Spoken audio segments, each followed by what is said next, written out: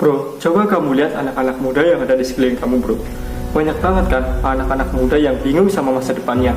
Kerjaannya gampang galau, rebahan, dan bingung sama hidupnya. Nah, di kesempatan kali ini, aku akan share 6 konsep filosofi stoicism yang akan membantu kamu dan saya menjadi anak muda yang lebih dewasa, yang tentunya hidupnya akan lebih tertata dan penuh dengan kepositifan.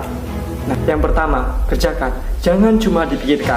Yang membuat filsuf kayak Seneca, Marcus Aurelius, dan Epictetus berbeda dari filsuf yang ini adalah karena mereka take action, bro. Gak hanya memperdebatkan dan mengandalkan teori aja. Begitu pula dengan kamu dan saya sebagai anak muda, bro. Di saat banyak anak muda yang kerjanya gampang galau, gelisah, dan bingung sama hidupnya, jadilah anak muda yang take action, bro. Yang selalu berjuang untuk mencerahkan masa depannya sendiri. Nah, take actionnya apa? Take actionnya adalah ketika kamu sudah menemukan solusi yang pas untuk masa depan kamu, kerjain, eksekusi, jangan kebanyakan mikir. Nah, yang kedua, ini adalah konsep filosofi stoicism yang akan membantu kamu nggak menunda-nunda lagi kebaikan-kebaikan apa yang harus kamu lakukan. Terutama kebaikan-kebaikan tersebut memang punya dampak positif yang baik di kehidupan kamu. Seneca bilang, saat terbangun, anggaplah hari ini hari terakhir kamu hidup. Nah, dengan kamu dan saya mengasumsi pola pikir seperti ini, bro, kita nggak bakalan lagi menunda-nunda kebaikan-kebaikan apa yang harus kita lakukan. Terutama kebaikan tersebut memang punya hal yang positif di kehidupan kita. Nah, kebanyakan anak muda merasa waktunya itu masih panjang. Alhasil, mereka buang-buang waktu untuk hal-hal yang nggak berguna. Nah, kebiasaan ini kebawa sampai mereka dewasa, alhasil jadilah mereka cowok yang nggak bisa menghargai waktu. Nah, ketiga, makan untuk hidup, bukan hidup untuk makan. Ini kata filsuf stoicism yang namanya Musonius Rufus. Artinya apa? Artinya jangan mengejar rasa dan kenikmatan dari makanan. Jangan hanya makan makanan yang kamu suka, tapi makanlah makanan yang memang kandungan gizinya diperlukan untuk tubuh. Kebanyakan orang Indonesia baru peduli sama pola makan, baru peduli sama makanan yang dimakannya ketika udah penyakitan, ketika udah tua. Nah, kalau misalnya, bro, kamu dan saya sudah peduli sama pola makan kita saat masih muda, tentunya kita bakalan lebih sehat daripada orang-orang tua lainnya yang semasa mudanya nggak pernah ngatur pola makan. 4. Gagal itu wajar.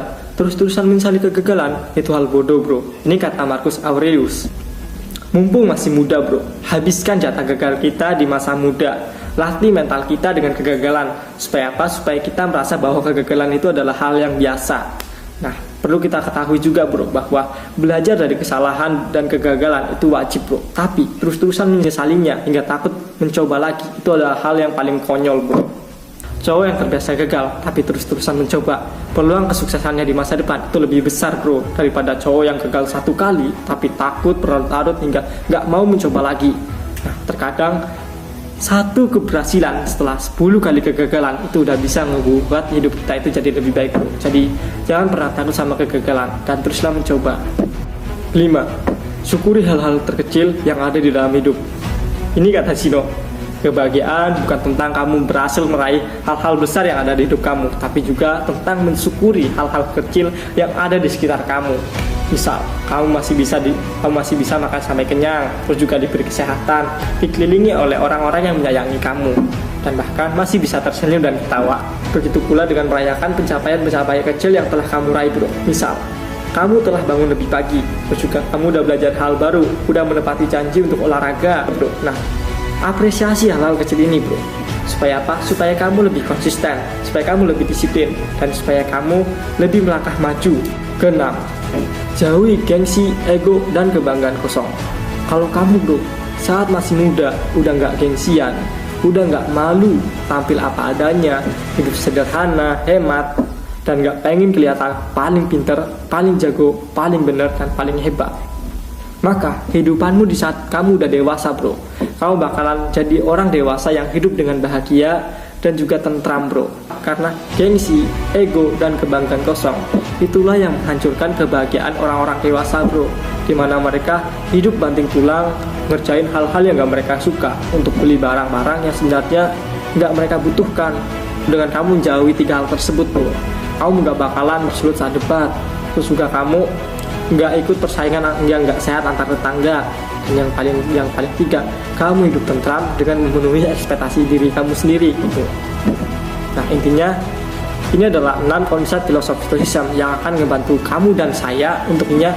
Nah, intinya ini adalah 6 konsep filosofi stoicism yang akan membantu kamu dan saya untuk menjadi anak muda yang lebih dewasa dari anak muda lainnya. Yang pertama, kerjakan, jangan cuma dipikirkan. Yang kedua, saat terbangun, anggaplah hari ini hari terakhir kamu hidup. Supaya apa? Supaya kamu gak menunda-nunda lagi kebaikan-kebaikan apa yang harus kamu lakukan. Yang ketiga, makan untuk hidup, bukan hidup untuk makan. Yang keempat, gagal itu wajar. Terus-terusan mencari kegagalan terlalu bodoh, bro. Yang kelima, syukuri hal-hal terkecil dalam hidup. Dan yang keenam, jauhi gengsi, ego, dan gembangan kosong. Semoga kamu bisa menjadi anak muda yang lebih dewasa, bro. Salam gentleman, semangat, bro.